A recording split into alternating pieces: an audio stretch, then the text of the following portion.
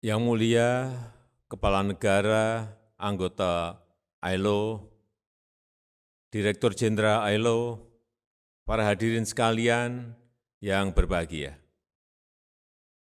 Saya mengapresiasi pelaksanaan pertemuan ini untuk mencari solusi bagi tantangan berat sektor ketenagakerjaan di tengah pandemi.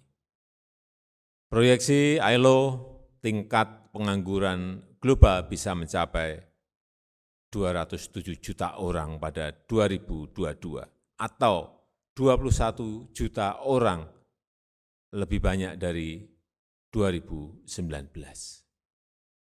Sementara itu, laju pemulihan kesehatan dan ekonomi sangat beragam antar negara dan kawasan akibat perbedaan tingkat vaksinasi dan stimulus fiskal.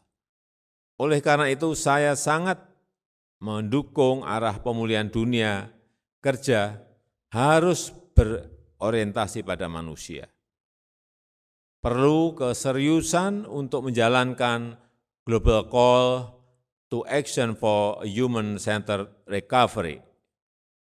Pertama, kita harus menciptakan lingkungan kerja yang aman bagi para pekerja. Upaya vaksinasi untuk tenaga kerja dan keluarga harus terus kita gencarkan, baik yang bekerja di sektor formal maupun informal. Di Indonesia, vaksin kita berikan secara gratis kepada seluruh penduduk, termasuk kepada para pekerja. Kedua, kita harus memperkuat perlindungan sosial bagi pekerja yang terkena dampak pandemi. Sebanyak 4,14 miliar orang atau 53,1% penduduk dunia tidak memiliki perlindungan sosial apapun. Perlindungan sosial memerlukan komitmen politik yang tinggi dan dukungan pembiayaan. Di Indonesia, perlindungan sosial merupakan bagian penting dari program pemulihan ekonomi nasional, termasuk diantaranya program Keluarga Harapan, Kartu Sembako, Bansos Tunai, hingga subsidi listrik. Setidaknya Rp186,64 triliun telah kami alokasikan untuk perlindungan sosial. Ketiga, kita harus bekerja sama untuk menciptakan lapangan kerja baru.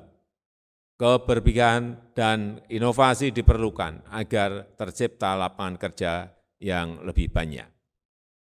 Perbaikan iklim investasi yang pro-people perlu terus dijalankan, termasuk di sektor ekonomi hijau yang berkelanjutan. Keempat, kita harus memperkuat daya saing pekerja kita dalam menghadapi tantangan dunia pada masa mendatang. Rescaling dan upscaling harus terus-menerus kita lakukan baik oleh pemerintah maupun oleh swasta. Pendidikan literasi digital harus menjadi prioritas agar pekerja kita bisa bertahan di tengah gelombang transformasi digital. Pemerintah Indonesia telah meluncurkan program Kartu Prakerja bagi para pencari kerja maupun mereka yang putus kerja untuk memperoleh keterampilan baru atau membuka potensi wirausaha. Yang mulia dan Bapak Ibu yang saya hormati, mari kita bekerja sama untuk mewujudkan dunia kerja yang lebih inklusif, yang tangguh dan berkelanjutan.